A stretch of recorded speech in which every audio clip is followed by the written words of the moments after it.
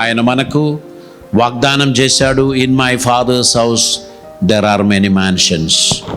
నా తండ్రి ఇంట అనేక నివాస స్థలములు కలదు, అది మీకోసమే అని ఆయన మనకు ప్రామిస్ చేశాడు.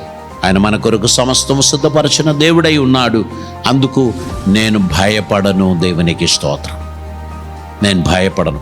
ఇన్ని వాగ్దానములు నాకు కలిగి ఉన్నది గనక భయం నన్ను ఆవరించడానికి నేను అనుమతించను. ఆయన వాగ్దానములు నాకు ఇచ్చారు. యుగ సమాప్తి వరకు సదాకాలము నేను నీకు తోడై ఉన్నానని. అందుకే నేను భయపడను. 10,000 మంది దండెత్తి వచ్చి మోహరించినను నేను భయపడను. ఎందుకనగా దేవుడు మనకు ఆశ్రయమును దుర్గమునై ఉన్నాడు గనక, ఆపత్కాలములలో ఆయన నమ్ముకొనదగిన సహాయకుడిగా ఉన్నాడు గనక నేను అధైర్యపడను. దేవునికి స్తోత్రం. ఆయన నమ్మదగిన వాడు, అద్భుతకరుడు, నీ జీవితంలో గొప్ప విజయం కలుగజేయువాడు. ఆయన నీకు తోడుగా ఉన్నాడు. నువ్వు అధైర్యపడవద్దు.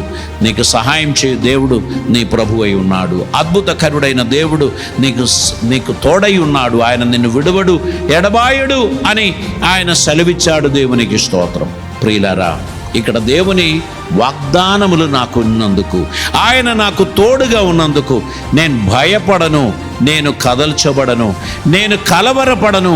ఎందుకనగా ఆయన నాకు తోడుగా ఉన్నాడు గనక నేను ఆయన యందు సంతోషించదను. 91వ కీర్తన 5వ వచనంలో, రాత్రివేళ కలుగు భయముకైనను, పగటివేళ ఎగురు బాణములకైనను, చీకటిలో సంచరించు తెగులకైనను, మధ్యాహ్నమందు పాడుచేయి రోగమునకైనను నేను భయపడకుండా ఉండును. దేవునికి స్తోత్రం.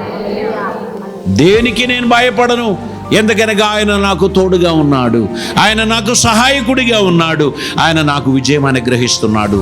I have a hope in Jesus. I have a hope in his promises. ఆయన నాకు ఇచ్చిన వాగ్దానముల మీద నేను గొప్ప నిరీక్షణ కలిగి ఉన్నాను. నేను అధైర్యపడను, కలవరపడను, నేను విజయం సాధిస్తాను అనేటువంటి ధైర్యం నన్ను ముందుకు నడిపించుచున్నది. దేవునికి స్తోత్రం.